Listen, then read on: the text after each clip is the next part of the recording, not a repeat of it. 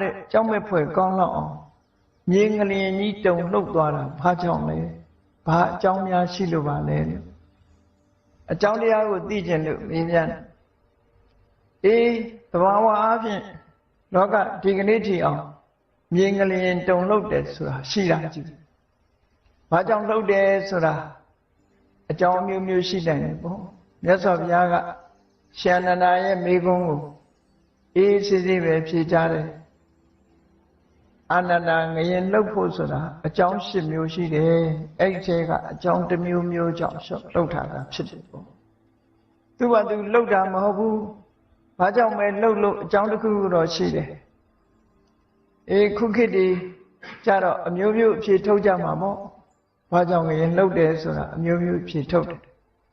မြတ်စွာဘုရားကငရင်လှုပ်ခြင်းရဲ့အကြောင်းတွေကိုဖြေထုတ်ပေးထားတာ၈မျိုးရှိတယ်ဘာကြောင့်ငရင်လှုပ်တယ်ဆိုတာအဲ့ဒီနေရာမှာရှင်အနန္ဒာကိုမြတ်စွာဘုရားကရှင်းပြတယ်အထခောအာနန္ဒဟေတုမဟာတောဘူမိသလတ္တပါတုဘာဝယကြီးမားတဲ့ငလျင်ကြီးတွေလှုပ်တယ်ဆိုတာဟာအကြောင်း၈မျိုးရှိတယ်အဲ့ဒီအကြောင်း၈မျိုးတွေကတစ်မျိုးမျိုးကြောင့်လှုပ်နိုင်တယ်အကြောင်း၈မျိုးကိုမြတ်စွာဘုရားကရှင်းပြတဲ့အခါမှာတဘာဝအကြောင်းတစ်ခုကိုရှင်းဥစွာရှင်းပြတယ်တဘာဝအကြောင်းတစ်ခုဆိုတာဘာလဲလို့ဆိုရင်ဒီကမ္ဘာမြေကြီးရဲ့တည်နေပုံကိုပထမရှင်းဥစွာမြတ်စွာဘုရားရှင်းပြတယ်အယံမဟာပထဝီဥဒကေပဋိဋ္ဌိတာဟောဒီကမ္ဘာမြေကြီးဟာရေပေါ်မှာတည်ရှိနေတယ်နော်ကမ္ဘာမြေကြီးကရေပေါ်မှာတည်ရှိနေတယ်ဆိုတာစဉ်းစားကြည့်ပါဘယ်နေရာမှာပဲဖြစ်ဖြစ်ရေတွင်းတူးကြတယ်လေအဝီစီတွင်းနေတူးတယ်ဆိုတော့မြေကြီးအောက်မှာရေတွေရှိနေတယ်ဆိုတာပြောလို့ရတာပြီးတော့အခုခေတ်သိပ္ပံလေးနဲ့ကြည့်လိုက်မယ်ဆိုရင်ဒီကမ္ဘာမြေကြီးဆိုတာ Earth planet ခေါ်တာကမ္ဘာဂြိုလ်လို့အဲ့ဒီကမ္ဘာဂြိုလ်ကြီးကတကယ်ကြည့်မယ်ဆိုလို့ရှိရင်အခုကောင်းကင်ယံကမြင်နေရတဲ့လာကြီးလို့ပဲအဝေးကနေကြည့်လို့ရှိရင်အဲ့ဒီပုံသဏ္ဍာန်ပဲမြင်ရအရင်ကလာကဘာပေါ်ကနေပြီးတော့ကဘာပြည်ကြီးကိုလှမ်းပြီးတော့ရိုက်ထားတဲ့ပုံဟာဒီကဘာကြီးကလာကြီးလို့ပဲဝိုင်းဆက်ကြည့်ပဲမြင်နေရလာပေါ်ပထမဆုံးအချိန်ရောက်တဲ့အချိန်ကနေဓာတ်ပုံရိုက်လိုက်တဲ့ကဘာမြေကြီးရဲ့ပုံသဏ္ဍာန်ဟာလဲဝန်းဝိုင်းပြီးတော့ကောင်းကင်ထဲမှာအနန္တအာကာသအလွန်ကျယ်ဝန်းတဲ့ space ကြီးထဲမှာဒီလိုပုံပန်းသဏ္ဍာန်ကြီးရှိတယ်ကမ္ဘာမြေကြီးဟာကောင်းကင်ထဲမှာရှိတယ်ဆိုတာပတ်ဝန်းကျင်ပဲစဉ်းစားခံစားပြီးတော့ကြည့်ပေါ့ကိုယ့်ရဲ့ဘေးမှာလေထုကြီးတွေရှိနေတာနော်အထက်ကပဲကြီးကြီးအောက်ကပဲကြီးကြီးဘယ်နေရာပဲရောက်ရောက်လွင်မြင်ထွက်ပြီးတော့ကိုယ့်ကိုရပ်ကြည့်လိုက်ရင်ကိုဟာစက်ဝိုင်းရဲ့အလဲကောင်မှာပဲအမြဲတမ်းရှိနေစက်ဝိုင်းကြီးရဲ့အလဲကောင်မှာပဲအမြဲတမ်းရှိနေခလန်းလန်းရောက်သွားလို့ရှိရင်ကိုဟာထိပ်ဖြားပေါ်မှာရောက်နေတယ်လို့ဘေးပတ်ဝန်းကျင်ကြည့်လိုက်လို့ရှိရင်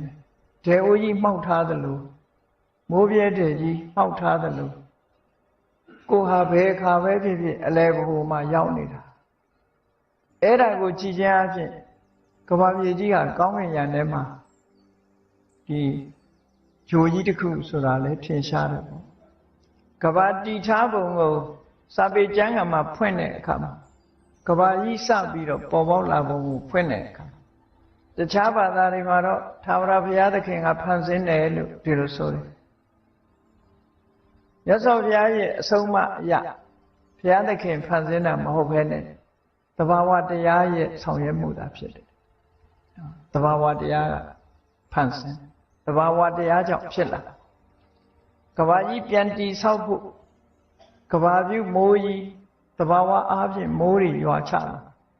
အဲ့ဒီရွာချလိုက်တဲ့မိုးတွေဟာဘေးကလေတူကြီးကရန်ထားသည့်အတွက်ကြောင့်မိုးပေါက်ကြီးဟာတခုတည်းလို့ဖြစ်လာမိုးပေါက်ကြီးဟာအောက်ကလေတူကြီးကခံထားသည့်အတွက်ကြောင့်ဒီမိုးပေါက်ကြီးဟာရွေ့ချပြီးတော့မသွားဘူးဒီကောင်းကင်ယံကြီးထဲမှာပဲမိုးပေါက်ကြီးရှိမိုးပေါက်လို့ဆိုကြတဲ့ကအဝိုင်းပဲပေါ့ရေပေါက်ဆိုတာကြည့်လေရေလေးကိုအဆက်ချကြည့်အလုံးဝအဝိုင်းပဲဖြစ်မှာပဲပတ်ဝန်းကျင်လေထုတွေရှိနေသည့်အတွက်ကြောင့် ဝိုင်းဆက်နေတဲ့ရေပေါက်ဆိုတာဝိုင်းဆက်နေတဲ့အရာများတာဖြစ်တယ်တခါတော့ကစင်ကာပူကလာတဲ့ကလေးလေး10 နှစ်သားလောက်ရှိသေးတယ်စာရီတာဖတ်တယ်သူကစာရီဘုန်းကြီးတို့စီကိုရင်ဝတ်ပြီးတော့ရက်တူနေသွားပြီသူပါမေးတော့ဆိုရောက်လာတာနဲ့တွေ့တော့သူကဗမာစကားမပြောတတ်ဘူးသူမိဘတွေကတော့ဗမာပြည်အနွယ်တွေဗမာစကားပြောတတ်တယ်သူကပါမေးတော့ဆို Who created the world ကဘာကြီးကိုဘယ်သူဖန်ဆင်းတာတော့ဆိုတာသူကမေးတယ်ဘုန်းကြီးကလည်းသူနားလည်အောင်ပြောလိုက်တယ် Nature create သဘာဝကဖန်ဆင်းတာလို့တခြားဘာသာတွေကြတော့ထာဝရဘုရားသခင်ကဖန်ဆင်းတယ်လို့ကဘာကြီးကိုဖန်ဆင်းတာဟာ nature ပဲ nature ဆိုတာဇာတိဥတုဇာတိဥတုကြီးကသူ့သဘာဝကနေဖန်ဆင်းလိုက်တာအပူအေးနဲ့ဆက်ပြီးတော့မိုးတွေရွာလာတဲ့အခါမှာအောက်မှာရေတူကြီးကိုခံထားတဲ့အရာမရှိဘူးအလုံးဟာလေဟာပြင်ကြီးပဲထက်ကလည်းလေဟာပြင်ပဲအောက်ကလည်းလေဟာပြင်ပဲပတ်ဝန်းကျင်မှာလည်းလေဟာပြင်ပဲဆိုတော့အဲ့ဒီလေဟာပြင်ထဲမှာကျလာတဲ့မိုးရေပေါက်ဟာလည်းပဲလေဟာပြင်ထဲမှာအောက်ကနေလေကပင့်ထားသည့်အတွက်ကြောင့်ရေပေါက်ကြီးဖြစ်တယ်အဲ့ဒီရေပေါက်ကြီးပဲနှစ်ပေါင်းများစွာကြားလာပြီးရာသီဥတုတွေရဲ့ပူပြင်းလာမှုတွေတဖြည်းဖြည်းပူနွေးလာတဲ့တေဇောဓာတ်တွေလွန်ကဲလာတဲ့အခါတဖြည်းဖြည်းအပေါ်ယံနေမာကျောလာအပေါ်ယံနေကြက်ဥများလို့ပေါ့နော်ကြက်ဥများဟာလည်းကြက်ရဲ့ဝန်းထဲကထွက်တော့အခွန်မမာသေးဘူးတဖြည်းဖြည်းပြင်လေနဲ့တိုက်တဲ့အခါအခွန်မာလာတယ်လို့ပဲအဲ့ဒီရေပေါက်ကြီးကလည်းပြင်ဘက်ကလေထုနဲ့တွေ့တဲ့အခါကျတော့ရေမှာအကျော်လေးတွေတင်းလာပြီးမာလာဒါကနေချာကလုံနေတာအဲ့ဒီမှာကဘာကြီးဟာအခုလိုစတင်ဖြစ်ပေါ်လာတယ်ရေပေါက်ကနေစပြီးဖြစ်လာတယ်လို့ဆိုတဲ့ကဘာတိဘုံဖော်ပြတဲ့အထက်ကရာတိကကျမ်းတွေကိုကြည့်မယ်ဆိုရင်လည်းကဘာကြီးဟာအလုံးကြီးလို့ဆိုတာခန့်မှန်းလို့ရတယ်ပေါ့နော်အဲ့တော့ကဘာလုံးသလားပြားသလားနဲ့ညင်းเสียတော့မလိုပါဘူးလေထုကြီးထဲမှာရှိတဲ့အရာတစ်ခုဟာဒီလိမ္မာကြီးလို့ပြားချနေတာလည်းမဟုတ်ဘူးလေထုထဲမှာနေပြီဆိုကြတဲ့ကဟိုဘက်ဒီဘက်ကလေထုတွေရဲ့ပံ့ပိုးမှုကြောင့်လုံးနေဖို့သာဖြစ်เสียရှိတယ်ပေါ့နော်လုံးနေတဲ့အရာသာဖြစ်เสียရှိတယ်အဲ့ဒါလို့ကဘာကြီးထဲမှာကဘာကြီးစဖြစ်လာတဲ့အခါမှာပထမဆုံးကရေပဲရေကအပေါ်ယံတင်းလာတဲ့အခါကျတော့မြေဖြစ်လာငါကိုလက်ရှိကလေထုကြီးအာကာသလဟာပြင်ထဲမှာလေထုကြီးရှိတယ်အဲ့ဒီလေထုပေါ်မှာမိုးရွာချလိုက်တော့ရေထုကြီးဖြစ်လာအဲ့ဒီရေထုကြီးပေါ်မှာခုနကအပေါ်ကျော်တင်းလာပြီးမြေလွှာဖြစ်လာဒီလိုဆိုတာပေါ့နော်အဲ့ဒါကိုဒီမှာမြတ်စွာဘုရားကရှင်းပြထားတာအယံမာပထဝီအခုတို့နေတဲ့မြေကြီးဟာဥဒကေပဋိဋ္ဌိတာရေပေါ်မှာတည်ရှိနေတယ်ဒီလိုဆိုတာရေပြင်ကြီးပေါ်မှာတည်ရှိနေတယ်တချို့ကတော့ထင်မယ်မြစ်တွေအင်းတွေအိုင်တွေသွားကြည့်ပြီးတော့မြစ်ထဲမှာရေဒီမြေကြီးမရှိဘူးလို့ထင်ကောင်းထင်လိမ့်မယ်ပေါ့နော်သို့တော်လည်းရေကြီးအောင်မှာရေရှိတယ်ဆိုတာဟာရေရင်းတူးနေတဲ့လူတွေရေကြီးအောက်ကရေတွေထုတ်ယူနေတဲ့လူတွေဟာသိတာနေတာရေကြီးအောက်မှာရှိနေတဲ့ရေတူကဘာတီတုံးကရေတူးကစလာအောက်မှာလေတူးကပင်ကိုရှိနေတယ်လေတူးတဲကိုမိုးရွာချလိုက်တဲ့အခါရေတူးကတဖြည်းဖြည်းအပေါ်ကျော်တင်းလာ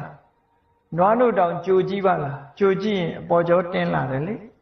တဖြည်းဖြည်းမလိုက်တက်လာတယ်ခေါ်တာပေါ့ထို့တူပဲကဘာမြေကြီးကရေပေါက်ကနေပြီးတော့အပူကြောင့်မို့လို့အပေါ်ကျော်တင်းလာအဲ့ဒီကနေမြေထုဖြစ်လာအဲ့ဒါကြောင့်အောက်ဆုံးကငကောကရှိနေတဲ့လေထုကြီးကအမတန်ကြီးမားတယ်လေထုကိုခံပေးထားတာကရေထုကြီးရဲ့ပေါ်မှာမြေထုဆိုတာပေါ်လာတယ်လို့မြတ်စွာဘုရားဒီလိုဟောတယ်အယံမဟာပထဝီဤမြေကြီးဟာဥဒကေပဋိဋ္ဌိတာရေပေါ်မှာတည်ရှိနေတယ်ဥဒကံဝါတိပဋိဋ္ဌိတာအဲ့ဒီရေတွေကတော့လေထုကြီးအနန္တအာကာသထဲမှာရှိတဲ့လေထုကြီးမှတည်တယ်ဝါတောအာကာသထောတဲ့အောက်ဆုံးကလေထုကြီးကတော့ space ကြီးမှရှိနေတယ်လို့ဒီလိုပြောတာလေဆိုတာကသဘာဝစဉ်းစားကြည့် ဒီ space ဆိုတဲ့ဘာမှမရှိတဲ့နေရာမှာသာလေဆိုတာရှိလို့ရတာဟုတ်နော်လေဆိုတာဘာမှမရှိတဲ့နေရာမှာရှိလို့ရတာအဲ့တော့အာကာသဟင်းလင်းပြည့်မှန်သမျှလေထုရှိဒါကြောင့်မို့လေထုရဲ့အပေါ်မှာရေထုရှိတယ်ရေထုရဲ့အပေါ်မှာမြေထုရှိတယ်ဆိုပြီးတော့ကမ္ဘာမြေကြီးတည်နေပုံကိုမြတ်စွာဘုရားအရင်ရှင်းပြပြီးတော့မှအချိန်ခါဆိုတာရှိတတ်တယ်တဲ့ဘယ်လိုဖြစ်တတ်တုံးလို့ဆိုလို့ရှိရင်အောက်မှာခန်းနေတဲ့အနန္တအာကာသတွေကလေထုကြီးဟာတခါတရံကြတော့အပူအေးဖောက်ပြန်မှုကြောင့်ငြိမ်သက်နေတဲ့လေတွေဟာပြင်းထန်လှုပ်ရှားမှုတွေဖြစ်ပေါ်လာလိုင်းခရက်ကြီးတွေလို့လေကြီးဟာဣပြီးတော့တိုက်လာတာရှိလေမကြခင်ကမှလေစင်နာမောင်းတိုက်သွားသေးတာပဲဗမာပြည်မှာလဲမကြလေမုန်တိုင်းတွေဖြစ်လာကြည့်ပေါ့အဲ့ဒီသဘာဝအကြောင်းမို့လို့ဒီလူတွေမြင်ရတဲ့လေကကမ္ဘာမြေကြီးရဲ့အောက်မှာခန်းနေတဲ့လေထုကအလွန်ကြီးမားအဲ့ဒီလေထုကြီးဟာလှုပ်ရှားလာပြီးအမှန်တန်ကြီးမားတဲ့မုန်တိုင်းကြီးလို့ဖြစ်လာလေတိုက်တယ်ဆိုရင်လေကိုမမြင်ရပြီပဲလို့လေဟာဒီလှုပ်ရှားမှုကပြင်းထန်တာဒီလိုဆိုလှုပ်ရှားမှုကပြင်းထန်မဟာဝါဒဝါယန္တိကြီးမားတဲ့လေထုကြီးဟာတိုက်ခတ်လာတဲ့အခါကျတော့ဥဒကံကံပင်တိလေထုကြီးကနေပြင်းထန်လှုပ်ရှားလာတဲ့အခါမှာသူ့ပေါ်မှာရှိနေတဲ့ရေကိုလှုပ်ရှားသွားစေတယ်လေကမငြိမ်ဘူးဆိုတာထက်တိုက်လိုက်အောက်ဆင်းလိုက်ပဲလေဆိုတဲ့သဘောကနော်ပြင်းထန်လိုက်တာနဲ့တိုက်လိုက်တာနဲ့အပေါ်ကရေထုကလှုပ်သွားရေထုကြီးလှုပ်သွားတဲ့အခါရေထုကနေပထဝီကံပင်တိမြေထုကိုလှုပ်ရှားစေတယ်အဲ့တော့ဆိုလိုတာကကဘာမြေငရင်လှုပ်ခြင်းရဲ့သဘာဝအကြောင်းတရားဟာဘာလဲလို့ဆိုလို့ရှိရင်လေတွေမငြိမ်မသက်ဖြစ်တဲ့အခါမှာနော်အောက်ကကဘာမြေကြီးအောက်မှာရှိနေတဲ့လေထုကြီးမငြိမ်မသက်ဖြစ်တဲ့အခါမှာရေတွေလှုပ်ရှားလာတယ်ရေတွေလှုပ်ရှားလာတဲ့အခါမှာမြေကြီးလှုပ်ရှားသွားတယ်အဲ့ဒီမြေကြီးလှုပ်ရှားသွားလို့ငလျင်လှုပ်တယ်ဆိုတာဖြစ်ပေါ်လာခဲ့တယ်လို့ဒီလိုပြောတာဒါကသဘာဝအနေအထားကိုဖြစ်တယ်သဘာဝမှာဓာတ်ကြီးလေးပါဆိုတာအလုံးသိကြတဲ့အတိုင်းပထဝီဓာတ်အာဘောဓာတ်တေဇောဓာတ်ဝါယောဓာတ်ဝါယောနဲ့တေဇောကမိတ်ဖက်ပထဝီနဲ့အာဘောကမိတ်ဖက်ဒီကနေ့ခေတ်ဒီအလုံးသိနေကြတဲ့လေရင်မြန်ရဲ့ကောင်းကင်ပြန်တက်တဲ့အနေအထားတစ်ခုကိုစဉ်းစားကြည့်အချင်းချုပ်ပြောလိုက်မယ်ဆိုရင်လေရင်ပြန်ဟာဆက်နိုးလိုက်ပြီးတော့တေဇောဓာတ်တွေများအောင်လုပ်လိုက်တဲ့အခါလေထုကတက်တာတေဇောရှိရင်ဝါယောဆိုတာလာတယ်ဒါကြောင့်မို့မီးလောင်ရာလေပင့်ဆိုတာရှိတယ်မီးမလောင်ခင်ကလေငြိမ်းနေတယ်မီးလောင်ပြီဆိုရင်လေကရောက်လာအပူပဲဒါသဘာဝပဲလေသဘာဝကအဲ့လိုရှိတယ်ပူရင်လေတိုက်တာဒါကြောင့်မို့သိပ်ပူရင်လည်းမုန်တိုင်းတွေတိုက်တတ်တယ်လို့ပြောတာလေငရင်လှုပ်တတ်တယ်မုန်တိုင်းတိုက်တတ်တယ်ဆိုတာလေရဲ့ပြောင်းလဲမှုတွေဖြစ်ပေါ်စေတေဇောနဲ့ဝါယောနှစ်ခုပေါင်းလိုက်တဲ့အခါကျတော့လေမြန်ကြီးကပေါ့သွားလေထူထဲရောက်သွားဒီလိုဆိုလိုတာပေါ့တေဇောဓာတ်တွေလှုပ်ပေးလိုက်တဲ့အခါဝါယောဓာတ်တွေများပြီးတော့လာအဲ့ဒီချိန်မှာလေမြန်ကြီးကအပေါ်တက်သွားပြန်ဆင်းပြီဆိုတဲ့အခါကျတော့ကြည့်တေဇောကိုလျှော့တဖြည်းဖြည်းလေဓာတ်တွေလေရှိန်တွေကိုလျှော့လိုက်တဲ့အခါအပူရှိန်ကိုလျှော့လိုက်တဲ့အခါမှာလေရှိန်ကလည်းလျော့ကျသွားပြီးတော့မြေပြင်ကိုပြန်သက်ဆင်းလာပင်လယ်ထဲမှာရေငုပ်သင်္ဘောလှုပ်ထားတဲ့ပုံစံဟာလည်းပဲဒီတိုင်းပဲရေထဲကိုငုပ်ချင်ပြီဆိုရင်ဗိုက်ထဲရေတွေထည့်လိုက်စုပ်ထည့်လိုက်အပေါ်ယံတက်ချင်ပြီဆိုလို့ရှိရင်ရေတွေကိုထုတ်လိုက်ပထဝီနဲ့အာဘောဆိုတာအောက်ကိုဆွဲတယ်တေဇောနဲ့ဝါယောကအပေါ်ကိုပြန်တက်တယ်ဟောဓာတ်ကြီးလေးပါရဲ့သဘာဝလူတွေသွားတာလည်းဒီတိုင်းပဲနော်ခြေထောက်မြောက်လိုက်ချလိုက်လှုပ်တဲ့အခါမှာဒီကမ္မထန်တရားအားထုတ်တဲ့ပုဂ္ဂိုလ်တွေခန္ဓာကိုယ်ထဲမှာခြေမြောက်နိုင်တဲ့အရာတွေကဘာတွေရှိတာတော့အတ္တဆိုတဲ့ငါးကောင်သူကောင်တရဝါကောင်ရှိသလားလို့ဆိုမရှိဘူး ခြေတော့မြောက်လိုက်တာဆိုတာဟာမြောက်ချင်တဲ့စိတ်ကအရင်ပေါ်လာတယ်ပေါ်လာတဲ့စိတ်လေးကတေဇောနဲ့ဝါယောကိုအားပေးလိုက်တယ်အားပေးလိုက်သည့်အတွက်ကြောင့်ပေါ့သွားပြီးတော့မြောက်ပြန်ချတဲ့အခါကျတော့ချခြင်းတဲ့စိတ်ကအရင်ပေါ်လာပြီးတော့ချခြင်းတဲ့စိတ်ကြောင့်ဖြစ်လာတဲ့ပထဝီနဲ့အာဘောအောက်ဆွဲလိုက်တော့ခြေတော့ချတယ်။အော်ခြေတော့ကြွတယ်ချတယ်ဆိုတဲ့နေရာမှာလည်းပဲကြွတာကတေဇောနဲ့ဝါယောကြောင့်ကြွတာချလိုက်တာကပထဝီနဲ့အာဘောကြောင့်ချတာဒီသဘောတွေကြီးပဲအကုန်လုံးအဲ့ဒီသဘောနဲ့သွားတာအဲ့ဒီမှာငလျင်လှုပ်တယ်လို့ဆိုတဲ့အခါမှာတေဇောရဲ့ဖန်တီးမှုကြောင့်ဝါယောတွေများလာပြီးတော့လေတွေဟာအပြင်းထန်တိုက်ခတ်လာတဲ့အခါမှာရေပြင်ကြီးကိုလှုပ်စေပြီးတော့ရေပြင်ကြီးလှုပ်တဲ့အခါမှာရေပြင်ပေါ်မှာတည်ရှိနေတဲ့မြေကြီးဟာလည်းရေလှိုင်းကြီးတွေလှုပ်တယ်လို့သူကလည်းလှုပ်သွားတယ်လို့ဒီလိုဆိုတာအဲ့ဒီသဘာဝအတိုင်းရှင်းပြပြီးမြတ်စွာဘုရားကအာနန္ဒာတဲ့ဒါပထမဆုံးအကြောင်းတစ်မျိုးပဲတဲ့ငလျင်လှုပ်တယ်ဆိုတာအဲ့ဒါလိုသဘာဝအကြောင်းကြောင့်အခုလိုလှုပ်တာလို့ငယ်ငယ်တုန်းကတော့အဲ့ဒါလိုမဟုတ်ဘူးပုံပြင်ပြောတာမျိုးလို့ငယ်တုန်းကတော့ကဘာမြေကြီးကိုထမ်းတဲ့ပိတ်တာကြီးရှိတယ်တဲ့အဲ့ဒီကဘာမြေကြီးထမ်းတဲ့ပိတ်တာကြီးကမြေကြီးကိုထမ်းထားတာလေးတော့ပခုံးပေါက်တယ်ပခုံးပေါက်လို့ပခုံးပြောင်းတယ်လို့ပြောပြီးတော့ငရင်လှုပ်တယ်ဆိုတာကိုဘယ်သူကစထွင်ပြီးပြောတယ်တော့မသိဘူးငယ်ငယ်အကြောင်းဘူးမြေကြီးကိုထမ်းထားတဲ့ပိတ်တာကြီးကပခုံးပြောင်းတဲ့အခါမှာငရင်လှုပ်တတ်တယ်ဘုန်းကြီးတို့တသက်တာမှာအကြီးအကျယ်ငရင်လှုပ်တာ2ကြိမ်ကြုံမှုတဲ့မြန်မာတက္ကရာ1308ခုနှစ်တုန်းကပဲခူးငလျင်ကြီးဆိုတာကြုံရအဲ့ဒီငရင်ကဘယ်ထိအောင်လှုပ်တော့ဟိုမန္တလေးတိုင်းကဘုရားတွေပြိုသည်ထိအောင်ပြင်းထန်1308ခုနှစ်ကကြီးမားတဲ့ငလျင်ကြီးတစ်ခါလှုပ်တယ်အသေးအဖွဲတွေတော့မပြောလို့ဘူးအကြီးကြီးတွေကိုပြောနောက်1318ခုနှစ်ကျတော့စကိုင်းငရင်လို့ခေါ်တယ်စကိုင်းမှာရှိတဲ့ဘုရားပထိုးတွေပြိုကျပျက်စီးမှုတွေများညမရဆိုရင်ဖတ်မယ်ဆိုလို့ရှိရင်တော့ငရင်လှုပ်တဲ့အချိန်တွေဟာအများကြီးရှိတယ်ပေါ့ဘုရားပထိုးတွေခဏခဏပြုတ်ပြက်အဲဒီ18ခုနှစ်ငရင်ကြတော့စကိုင်းငရင်လို့ခေါ်ရလောက်အောင်စကိုင်းမှာပျက်စီးတွေအလွန်များခဲ့တယ်ပေါ့အဲ့ဒါလည်းပဲကြုံခဲ့တယ်ပေါ့ဒါကိုယ်တိုင်ကြုံတဲ့အပိုင်းကိုပြောပြတယ်အင်မတန်မှကြောက်မဲ့ဖွယ်ကောင်းတော့အောင်ရပ်တည်လို့မရတော့အောင်ပြင်းထန်တဲ့ငရင်ကြီးတွေလှုပ်ခဲ့ဘူးတယ်ပေါ့ဒီတဲ့ပြင်းထန်တာတွေကိုနဲ့မကြုံတဲ့ဗဟိုပြုတဲ့နေရာနဲ့ဝေးလို့ရှိရင်တော့လည်းမသိလိုက်ဘူးပေါ့နော်အဲ့ဒါလို့ငလျင်ရဲ့သဘာဝဟာခုနကအောက်ကနေပြီးတော့ကွက်ပြီးတော့လေထုကြီးလှုပ်ရှားလိုက်တဲ့အခါမှာထိုလေထုကြီးနဲ့အနီးဆုံးရေပြင်ကလှုပ်ရှားသွားအနီးဆုံးရေပြင်လှုပ်ရှားသွားတဲ့အခါမြေထုကြီးလှုပ်ရှားပြီးငရင်လှုပ်ခြင်းဟာဖြစ်ပေါ်လာတယ်လို့ဒါကမြတ်စွာဘုရားကပထမဆုံးအကြောင်းတစ်ခုရှင်းပြတယ်ပေါ့ဒုတိယငလျင်လှုပ်ခြင်းအကြောင်းကိုမြတ်စွာဘုရားဘယ်လိုရှင်းပြတော့ဆိုတကူကြီးမားတဲ့အစွမ်းထက်တဲ့အစွမ်းတကူရှိတဲ့တကူရှင်တွေဆိုတာလောကမှာရှိတတ်တယ်။ယန္တာပုဂ္ဂိုလ်တွေတို့အဲ့ဒါလို့အစွမ်းတကူနဲ့ပြည့်စုံတဲ့ပုဂ္ဂိုလ်မျိုးတွေရှိတယ်။သို့မဟုတ်တကူကြီးတဲ့နတ်တွေဆိုတာရှိတယ်။သူတို့ကလည်းဖန်တီးတတ်တယ်တဲ့။ဘယ်လိုဖန်တီးတော့ဆိုရင်သူတို့စိတ်ထဲမှာဒီမြေထုဆိုတဲ့မြေထုပေါ်မှာသဘာဝတရားတွေကိုသူတို့ရှုမြင်သုံးသပ်တဲ့အခါမှာမြေထုနဲ့ဒီရေထုဆိုတာနှစ်ခုရှိမြေကြီးရဲ့သဘောကငြိမ်တယ်မာတယ်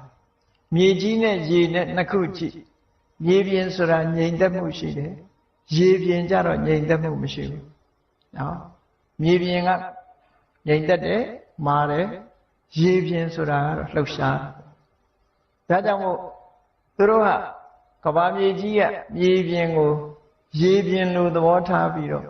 မြေကြီးကိုရေလိုစိတ်ထဲမှာတကိုးနဲ့ဖန်ဆင်းလိုက်တဲ့အခါမျိုးမှလည်းငရင်လှုပ်တတ်တယ်ကြည့်လေသင်္ဘောကြီးတွေဘလောက်ကြီးကြီးရေပေါ်မှာကြတော့လှုပ်နေတာကုန်းပေါ်တက်လိုက်လို့ရှိရင်မလှုပ်နိုင်ဘူးလေမလှုပ်နိုင်ရှင်းတော့ကဒါနဲ့ပတ်သက်ပြီးတော့တန်ခါရခိတဆိုတဲ့ကိုရင်ပေါက်စာလေးတစ်ပါးယဟန္တာကိုရင်လေးတစ်ပါးပေါ်ဘူးလေ9နှစ်အရွယ်လေးသာသနာပေါင်းဝင်တာ အဲ့ဒီနေ့မှာပဲသင်္ကန်းဝတ်ပြီးအဲ့ဒီနေ့မှာပဲယဟန္တာဖြစ်သွားအစွမ်းတကူကြီးမားတဲ့ယဟန္တာဖြစ်တော့သူစိတ်ကူးရတယ်ဒီကနေ့ပဲသာသနာပေါင်းဝင်ဒီကနေ့ပဲယဟန္တာဖြစ်ပြီးတော့တရားမင်းကြီးနေတဲ့တာဝရိန္ဒနတ်ပြည်ကဝိဇ္ဇာတာပြတ်တတ်ကြီးကိုလှုပ်ဖူးတဲ့ပုဂ္ဂိုလ်ရှိလားလို့ဆိုမရှိဘူးဆိုသူသိဒါနဲ့ဘယ်လိုလုပ်ရမလဲဆိုတာဤစနစ်ကို तू မသိပဲနဲ့သူ့အစွမ်းတကူနဲ့လှုပ်မယ်ဆိုပြီးတော့ဝိဇ္ဇာတာပြတ်တတ်သွားပြီးလှုပ်တယ်လုံးဝလှုပ်လို့မရဘူးဘာဖြစ်လို့တော့ဆိုစနစ်မကျဘယ်ကိစ္စပဲဖြစ်ဖြစ် systematically လုပ်ရတယ်တကူကလည်းအရမဲ့လှုပ်တာမဟုတ်သည့်အတွက်ကြောင့်တဘာဝကိုလွန်ဆန်ပြီးလှုပ်လို့မရဘူးမြေကြီးပေါ်နေတဲ့အရာကိုလှုပ်အောင်လှုပ်လို့မရဘူးဒါကြောင့်မို့သူဟာလှုပ်လို့မရတဲ့အခါကျတော့ဝိုင်းပြီးတော့တယောခံလဲရတော့သူလူပြေပြန်လာပြီးသူ့ဆရာစီသွားသူ့ဆရာစီသွားတော့သူကဆရာကဘာပြောတော့ဆိုမုတ်စီကျော်ကြော်တာလေးကိုပြလိုက်တယ်မင်းမြင်ဘူးတယ်မဟုတ်လားမုတ်စီကျော်ကြော်တော့နောက်ပြီးတော့ရေထဲမှာချလိုက်တဲ့နောက်ချိချက်ကလေးဟာရေထဲမှာဝဲလဲပြီးတော့လှုပ်နေတာမင်းမြင်ဘူးတယ်မဟုတ်လားလို့ဆိုသူသဘောပေါက်သွားတယ်မြေကြီးပေါ်မှာရှိနေတဲ့အရာကိုလှုပ်လို့မရဘူးဆိုတာသူသဘောပေါက်သွားတယ်အဲ့ဒါနဲ့တိပိဖျားဆိုပြီးတော့တာဝရိန္ဒနတ်ပြည်ပြန်တက်သွားပြီးတော့ဝေဇယန္တာပြတ်တတ်ကြီးရဲ့အခြေဒီအားလုံးကိုရေပြင်ကြီးဖြစ်အောင်အရင်ဖန်ဆင်းပလိုက်မြေကြီးမဟုတ်တော့အဲ့ဒီအချိန်မှာကျတော့ခဏလေးအလွယ်လေးနဲ့ဝေဇယန္တာပြတ်တတ်ကြီးရမ်းခါသွားအောင်သူလှုပ်ရှားပြလို့ရတယ်ရေပေါ်မှာတည်နေတဲ့အရာဆိုအလွယ်တကူလှုပ်လို့ရတယ်အောက်ကမငြိမ်ဝဲကိုအဲ့ဒါလို့အစွမ်းတကူရှိတဲ့ပုဂ္ဂိုလ်တွေကလည်းပဲကဘာမြေကြီးကိုရေဖြစ်အောင်ဖန်ဆင်းလိုက်တဲ့အခါမျိုးမှလည်းပဲငရင်လှုပ်သွားတာမျိုးတွေဖြစ်တတ်တယ်ဒါကတော့သူတို့စိတ်ကူးနဲ့လှုပ်တဲ့သဘောအဲ့ဒါမျိုးဟာဒုတိယငရင်လှုပ်ခြင်းရဲ့အကြောင်းတစ်မျိုးပဲလို့မြတ်စွာဘုရားဒီလိုဟောတယ်ဟောနောက်တစ်ခုတတိယအကြောင်းတစ်ခုကဘာလဲလို့ဆိုရင်ပါရမီတမ္ပါရပြည့်ဝလို့ပါရမီပြည့်လို့ဖျားဖြစ်သူရောက်တော့မဲ့ဖျားလောင်းနေဟာတုတ်တိတနတ်ပြည်ကနေပြီးတော့လူပြည်ကိုဖျားဖြစ်ဖို့မေတော်ရဲ့ဝမ်းထဲမှာတရေခတဲ့အချိန်မျိုးမှာဒီဝမ်းသာကြည်နူးတဲ့သဘောကိုပြတဲ့အနေမြေကြီးကဝမ်းသာတာတော့မဟုတ်ဘူးမြေကြီးမှာရှိနေကြတဲ့တရားတွေစွမ်းတကူကြီးတဲ့ပုဂ္ဂိုလ်တွေဝမ်းသာလို့လှုပ်တယ်လို့ဒီလိုအောင်မရမြေကြီးဆိုတာတော့စိတ်စေတနာမရှိတဲ့အရာတစ်ခုပဲเนาะသို့သောသဘာဝတရားရဲ့လှုပ်ခတ်မှုဆိုတာရှိတယ်ထိရောက်မှုဆိုတာရှိတတ်တယ်သဘာဝတရားရဲ့ထိခိုက်မှုတွေဟာလူတွေကမသိနိုင်ဘူးပေါ့ကြားဦးကြလိမ့်မယ်တချို့သစ်ပင်လေးတွေအောက်မှာတခြင်းလေးဆိုဂီတာလေးတီးပေးလို့ရှိရင်အဲ့ဒီသစ်ပင်လေးကပွင့်လာတယ်လို့ဆိုတယ်နော်သဘာဝတရားရဲ့ရိုက်ခတ်မှုလို့ခေါ်တယ်သဘာဝကြုံမှုကြလိမ့်မယ်တချို့ပုဂ္ဂိုလ်တွေစိုက်ပျိုးတဲ့ပန်းဥယျာဉ်တွေတတိချမ်းတွေမှာသီးနှံတွေအများကြီးဖြစ်ထွန်းတယ်တချို့ပုဂ္ဂိုလ်တွေစိုက်တဲ့ထဲမှာကြတော့အသီးနှံတွေမကြဘူးအဲ့ဒီလိုဖြစ်တာဟာဘာကြောင့်ဖြစ်တာတော့လို့ဆိုတဲ့အခါမှာသူကကမ္မပစ္စယဥဒုသမုဋ္ဌံဆိုတာလည်းရှိတယ်ကံကောင်းတဲ့ပုဂ္ဂိုလ်စိုက်ပျိုးတဲ့အရာမှန်သမျှသူကကံကနေပြီးတော့ဥဒုကိုဖြစ်စေပြီးဥဒုကနေပြီးတော့တစ်ပင်ရဲ့အကြိုက်ဖြစ်ပြီးတော့တစ်ပင်တွေကအသီးတွေဖြစ်တာလို့ခေါ်တယ်တခါစိတ်တပစ္စယဥဒုသမုဋ္ဌံဆိုတာလူဟာစိတ်ကပျော်ရွှင်လန်းဆန်းနေတဲ့အချိန်အဲ့ဒီလူရဲ့ပျော်ရွှင်လန်းဆန်းမှုတွေဟာပတ်ဝန်းကျင်ကိုပျော်ရွှင်လန်းဆန်းတဲ့ဓာတ်တွေကူးသွားတယ်အဲ့ဒီဓာတ်ကူးတာကိုအကြောင်းပြုပြီးတော့တစ်ပင်ကလည်းပဲကောင်းမြတ်တဲ့ဥရုတွေရပြီးတော့တစ်ပင်ကလန်းဆန်းမှုဖြစ်တယ်လို့ဒီလိုဆိုတာနော်အဲ့ဒါမျိုးကိုစိတ်တပစ္စယဥရုသမုဋ္ဌာန်လို့ခေါ်တယ်တိုက်ရိုက်လှုပ်တာမဟုတ်ဘူးတဆင့်ကဒါကြောင့်မို့ခုခေတ်စမ်းသပ်ပြီးတော့ကြည့်တဲ့ပုဂ္ဂိုလ်တွေကကမ္မဋ္ဌာန်းတရားအားထုတ်နေတဲ့ပုဂ္ဂိုလ်ရဲ့အုံနောက်လှုပ်ရှားမှုဒီတိုင်းစိတ်ညစ်နေတဲ့ပုဂ္ဂိုလ်တယောက်ရဲ့အုံနောက်လှုပ်ရှားမှုကိုကြည့်လိုက်အလွန်ကွာခြားတယ်လို့ပြောတယ်ကမ္မဋ္ဌာန်းအားထုတ်နေတဲ့ပုဂ္ဂိုလ်ရဲ့အုံနောက်ဟာငြိမ်သက်ပြီးတော့သူခန္ဓာကိုယ်ဟာထွက်နေတဲ့အရာတွေကလည်းငြိမ်သက်အေးချမ်းမှုကိုထွက်တယ် စိတ်ပူနေတဲ့ပုဂ္ဂိုလ်တဏ္ဍာကထွက်တဲ့အရာတွေကလှုပ်ရှားပြီးတော့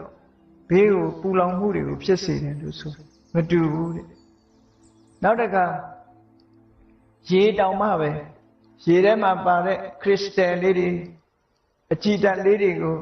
ဓာတ်ခွဲပြီးတော့ကြည့်တဲ့အခါတချို့ရေတွေကဒီဥမာမဲ့ပရိတ်ရေဆိုတာလို့ပရိတ်ရေကတာမန်ကြည့်မယ်ဆိုလို့ရှိရင်ပရိတ်ကဘာစွမ်းတစ်ခုမှမရှိဘူးလို့ထင်ကောင်းထင်လိုက်ပရိတ်ရေရွတ်ထားတဲ့ရေနဲ့ပရိတ်မရွတ်တဲ့ရေနှစ်ခုကဘယ်လိုကွာခြားတော့ဆိုပရိတ်မရွတ်တဲ့တာမန်ရေကိုကြည့်မယ်ဆိုရင်အဲ့ဒီရေလေးတွေရဲ့အနှစ်တွေကလှုပ်ရှားနေတယ်တဲ့ငြိမ်သက်မှုမရှိပရိတ်ရွတ်ထားတဲ့ခုနဒီပရိတ်ရွတ်ထားလို့ပရိတ်ရဲ့အစွမ်းတကူရနေတဲ့ရေလေးတွေကျတော့ငြိမ်သက်ပြီးတော့နေတယ်လို့ဒီလိုဆိုတယ်ဒါကစမ်းသပ်လို့တွေ့တဲ့အဖြေလေးတွေကိုပြောပြတာနော်ခုခေတ်မှာသေချာစမ်းသပ်တဲ့ပုဂ္ဂိုလ်တွေကဒီအဖြေလေးတွေကိုရနေတယ်မတူညီဘူးဆိုတာတွေလူမမြင်နိုင်တဲ့ကွဲပြားခြားနားချက်ကလေးတွေဟာရှိနေတယ်ထို့တူပဲနော်ခုနကဝန္တာအာရဂီတာတီးပြီးပြောနေတဲ့ပုဂ္ဂိုလ်ရဲ့ခန္ဓာကိုယ်ဟာထွက်တဲ့အငွေ့တွေဟာတစ်ပင်အကြိုက်ရာသီဥတုကိုဖြစ်စေတယ်အဲ့ဒီရာသီဥတုကမှတစ်ပင်ကိုအကျိုးပြုလို့တစ်ပင်ဟာပွင့်နေလန်းနေဖြစ်လာတာဒီလိုဆိုလို့တယ်တဲ့ရဲ့ကြီးကတစ်ပင်ကတိလို့ပျော်လို့ဝမ်းသာလို့ပွင့်တာမဟုတ်ဘူးလို့ဒီလိုပြောတယ်နောက်တစ်ခုတချို့ကထင်ကြသေးတယ်တချို့တစ်ပင်တွေရှိတယ်လေတချို့တစ်ပင်တွေကပန်းပွင့်လေးပွင့်တယ်အဲ့ထက်မဲ့ရင်ကောင်ကလာပြီးတော့ဝင်လိုက်တဲ့အခါပန်းပွင့်ကပိတ်သွားအဲ့ဒီအပွင့်ကပိတ်တော့လူတွေကဗာပြောတော့ဒီတစ်ပင်ကရင်ကောင်ကိုဖမ်းပြီးတော့စားတယ်လို့ဖြစ်နော်တစ်ပင်ကပန်းပွင့်ကရင်ကောင်ကိုဖမ်းတယ်ဆိုတာမျိုးဖြစ်လာအဲ့ဒီရင်ကောင်ဟာပိတ်မိနေတော့မထွက်တော့အဲ့ဒီထက်မှသေတယ်အဲ့ဒါကိုတစ်ပင်ကစားတယ်လို့လူတွေကယူဆကြတယ်ဒါကတော့ဘယ်လိုရှင်းစရာလိုလဲလို့ဆိုရင်တကယ်ကတော့တစ်ပင်မှာစားတတ်တဲ့ဟာတော့မရှိဘူးရေမြေကိုတော့စုပ်တော့တာအမြစ်ကပဲစုပ်တော့မယ်အပွင့်ကရင်ကောင်ကိုဖမ်းတယ်ဆိုတာရင်ကောင်ရဲ့ကိုယ်ကထွက်တဲ့ဒီအငွေ့အသက်တွေအပင်ကိုအပွင့်ကိုပိတ်သွားစေတတ်တယ်သူ့ရဲ့အခုခေတ်ဆိုရင်တော့ပို့ပြီးနားလည်လိုက်မယ်လေစိတ်ထဲသွားတဲ့အခါကျကြည့်လေ exit လို့ရေးထားတဲ့မှန်တကားကြီးတွေနားသွားလိုက်ရင်တကားသွားသူပွင့်သွားဘာနဲ့ပွင့်တာလူကိုငွေနဲ့ပွင့်သွားဒီလိုဆိုတာလူကိုငွေနဲ့အခုခေတ်မှာဆိုရင်တော့ဘဲတီးတာလဲလူကိုငွေနဲ့တီးလို့ရတယ်မီးဖွင့်တာလဲလူကိုငွေနဲ့ဖွင့်လို့ရတယ်နော်လူခန္ဓာကိုယ်ကထွက်နေတဲ့ကိုငွေတွေနဲ့ပဲတကားလဲပွင့်တယ်မီးလဲလင်းတယ်ဘဲလဲတီးတယ်ဟာအဲ့ဒီသဘောတွေပဲဘဲတီးတာဘဲကအသက်ရှိလို့မဟုတ်ဘူးနော်တကားပွင့်တာတကားကအသက်ရှိလို့လည်းမဟုတ်ဘူးလူရဲ့ကိုငွေနဲ့ပွင့်သွားတာအဲ့ဒီသဘောပဲခုနကပန်းပွင့်ကရင်ကောင်လာပြီးတော့နားတဲ့အခါမှာပိတ်သွားတယ်ဆိုတာအဲ့ဒီသဘောအေးအလုံးအခေါ်တော့လွယ်ကောင်းလွယ်လိမ့်မယ်ထီကယုံပင်လို့လည်းခေါ်တယ်တချို့ကလည်းထီကညိုးလို့ခေါ်တယ်တခြားရက်တွေလည်းရှိလိုက်တယ်အဲ့ဒီတစ်ပင်ကိုသွားပြီးတော့မထိလိုက်နဲ့ထိလိုက်ရင်တွန့်သွားတယ်တစ်ပင်ဟာအကုန်လုံးကုတ်သွားတယ်အဲ့ဒါကလည်းလူရဲ့ကိုငွေ့ကြောင့်မို့လို့ယုံသွားတဲ့သဘောသူကလူငါလာထိတယ်ဆိုပြီးတော့နောက်ဆုတ်သွားတာမျိုးမဟုတ်ဘူးသူကအသိစိတ်ရှိလို့ဖြစ်တာမဟုတ်ဘူးသို့တော့လူရဲ့ကိုငွေ့နဲ့ကြောင့်ဖြစ်သွားတာမျိုးတွေအဲ့ဒါမျိုးတွေဟာတဆင့်ကအကြောင်းပြုတာလေလို့ဒီလိုမှတ်သားကြရအေးအဲ့ဒါလိုပဲဖရာအလောင်းတွေဟာအစွမ်းတတိရှိတာဖြစ်တော့ကြောင့်ကမ္ဘာလောကကြီးမှာလောကသားတွေအတွက်အကျိုးပြုမဲ့ပုဂ္ဂိုလ်တယောက်တို့ဒီတဲ့နတ်ပြည်ကနေပြီးမေတော်ရဲ့ဝမ်းထဲမှာတရေတီလိုက်တာနဲ့တပြိုင်နက်ကမ္ဘာမြေကြီးဟာခုနကတာမန်ပုဂ္ဂိုလ်တွေဘလောက်ပဲမွေးနေနေဘလောက်ပဲတရေတီနေနေဘာမှမလှုပ်ရှားဘူးဖရာလောင်းတရေတီတဲ့အခါကျတော့ကမ္ဘာမြေကြီးကတုန်နှီးသွားတယ်တာမန်ပုဂ္ဂိုလ်တွေမဖြစ်နိုင်ဘာလို့လို့အရှိန်အဝါဆိုတာရှိတယ်လေအရှိန်အဝါကြောင့်မို့လို့အခုလိုဖြစ်သွားတာဒါကတတ္တိယငလျင်လှုပ်ခြင်းအကြောင်းတစ်ခုပဲစတုထငလျင်လှုပ်ခြင်းအကြောင်းကတော့အဲ့ဒီဘုရားလောင်းဟာမိခင်ရဲ့ဝမ်းထဲမှာတရေတည်ပြီးတော့6 လလွန်10 လတည်းရောက်တဲ့အခါမှာဖွာတော်မူတယ်အဲ့ဒီဖွာတော်မူတဲ့အခါမှာလည်းပဲထူးခြားလာတဲ့ပါရမီရှင်ဘုန်းခံရှင်တူပေါ်ပေါက်လာတော့သူခန္ဓာကိုယ်ကထွက်တဲ့အငွေ့တွေဟာ အမှန်တမ်းမှစွမ်းတတ္တိရှိသည့်အတွက်ကြောင့်ကဘာမြေကြီးဟာတုန်ဟီးသွားပြန်တယ်တဘာဝကိုတုန်ဟီးသွားတနည်းအားဖြင့်ပြောမယ်ဆိုရင်ကဘာမြေကြီးမှာရှိကြတဲ့တကိုးကြီးတဲ့နတ်တွေဩဝပေးလိုက်တဲ့အနေနဲ့လည်းဖြစ်တယ်လို့ဒီလိုလဲဆိုလို့ရသို့တော့တဘာဝရှုထောင့်ကနေကြည့်မယ်ဆိုလို့ရှိရင်ဘုရားလောင်းရဲ့အစွမ်းတတ္တိရဲ့ထိခိုက်မှုကကဘာမြေကြီးတောင်မှပဲတုန်ဟီးသွားရတယ်လို့တဘာဝအကြောင်းတရားတစ်ခုပဲလို့ဒီလိုဆိုတာပေါ့နောက်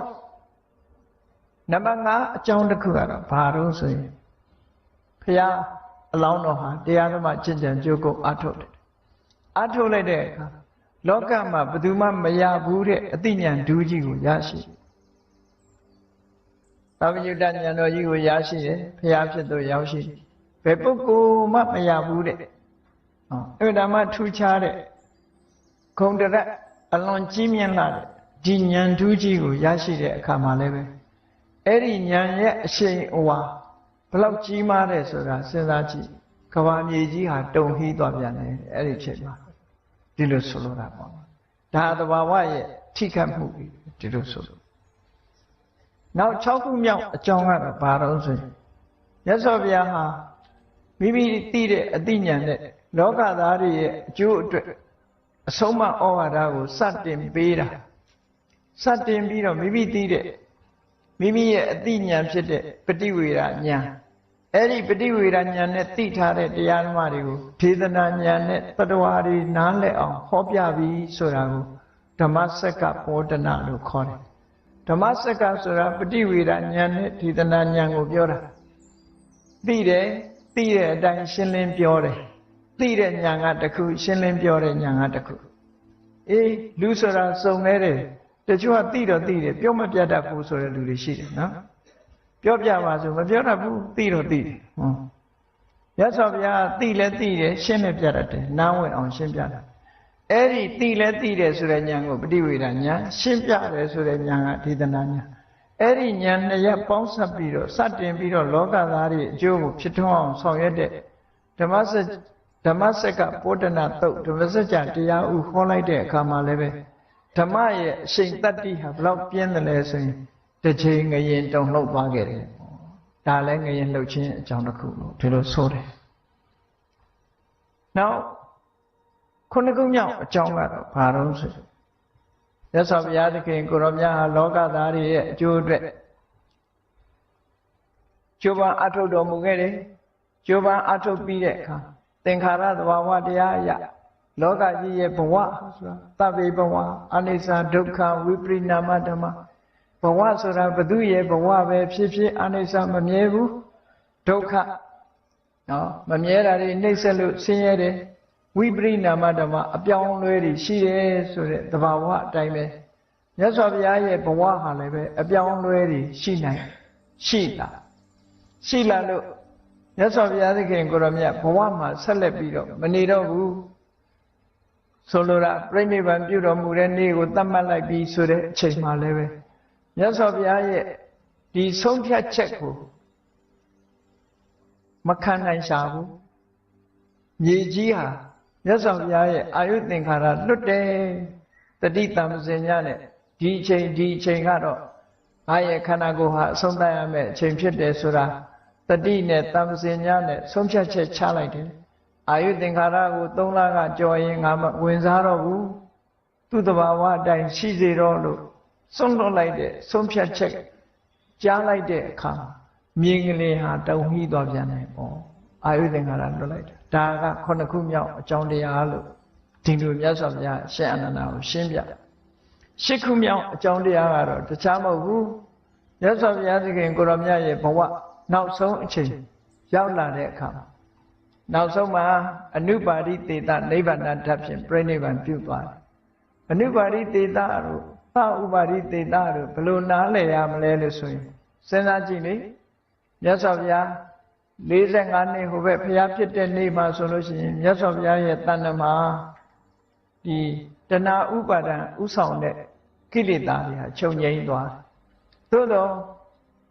ကံကိလေသာတွေချုပ်ငြိမ်းသွားတော့လည်းပဲမြတ်စွာဘုရားရဲ့ခန္ဓာလို့ဆိုတဲ့ကံကိလေသာတွေရဲ့အကျိုးဆက်တွေကရှိနေရတယ် ခန္ဓာ၅ပါးကြီးရှိနေရဲ့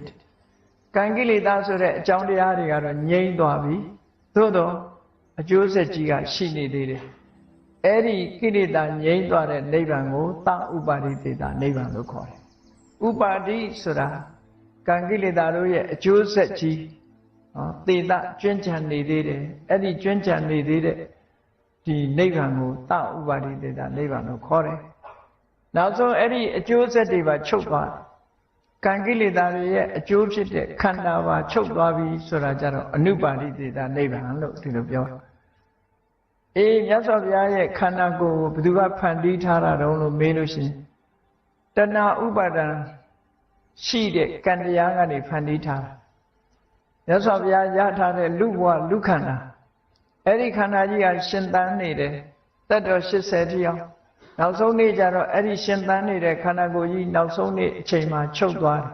အဲ့ဒီချုပ်သွားလို့ရတဲ့နိဗ္ဗာန်ကျတော့အနုပါတိသေတာနိဗ္ဗာန်လို့ဒီလိုပြောတာအဲ့ဒီအနုပါတိသေတာနိဗ္ဗာန်တတ်ဖြင့်မြတ်စွာဘုရားပြိဋိဘံစံတော်မူမယ်ဆိုတဲ့အခါမှာလည်းပဲမြင်းကလေးကြီးဟာတုံဟိသွားတယ်အာနန္ဒာမြင်းကလေးတုံဟိဖို့ဆိုတာအခုလိုအကြောင်း၈မျိုးရှိတယ်လို့မြတ်စွာဘုရားကရှင်းပြလိုက်တဲ့အချိန်မှာရှင်အာနန္ဒာကဘုရားအာယုသင်္ခါရလွှတ်လိုက်ပြီဆိုတာသူသဘောပေါက်သွားတာတောက်လျှောက်ကဲမေတ္တာပို့ရအောင်တတ္တဝါများစွာဖေးရန်กว่าချမ်းသာကြပါစေတတ္တဝါများစွာဖေးရန်กว่า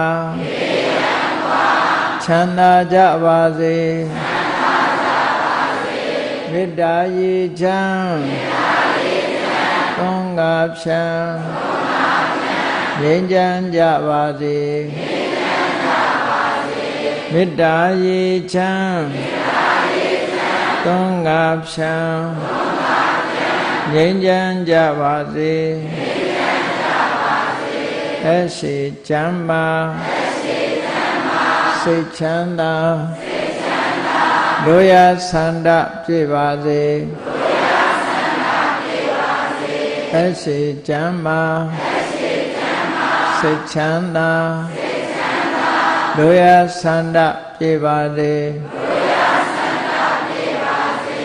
ဘုံလန္တာဒုက္ခပင်ကစားမေတ္တာပုံနေတုသင်္ကမမနောတရတိတဝေတံပဝါယန္တုဒုက္ခန္တကာမေတ္တာပုံနေတုသင်္ကမစုပေါင်းပုအပ်မေတ္တာဓာတ်ဟုရောင်ပြူပါဝင်းငွေလာမင်းနှင့်ရောင်ခြင်းရှဲယုံပေါင်းဆောင်ရခြင်းကြောင့်သဗ္ဗေတံကျွင့်မဲ့ဥတ္တုံလုံးစုံများစွာတတ္တဝါတို့၏မနောတရတိမြင့်မြတ်ဖြူစင်အေးကြည်လင်သည့်ရေစဉ်ပြည့်တင်းစိတ်နှလုံးတည်ဟုသောရေအိုင်ကြီးအတွင်း၌ဒုက္ခပင်ကစားစင်ထာဝရအေးမြကြည်သာတာယာပွင့်လန်းချမ်းသာဒုက္ခတည်ဟုသောကုမုဒ္ဒရာကြာပန်တို့သည်ဖုံးလန္တာဝန္တာရှင်မြူဝမုံလူလျက်ကြည်နူးဝဲကြုံဖူးပွင့်ကြကုန်သည်ဖြစ်၍ဒုက္ခနကလေးအောင်လေးတဲ့ရောရှက်တင်ပြန်ပီတိတိဟုသောယနံတို့သည်ပဝါယန္တုကောင်းစွာမဲ့သွေကြိုင်လည်၍နေကြပါစေကုန်တည်း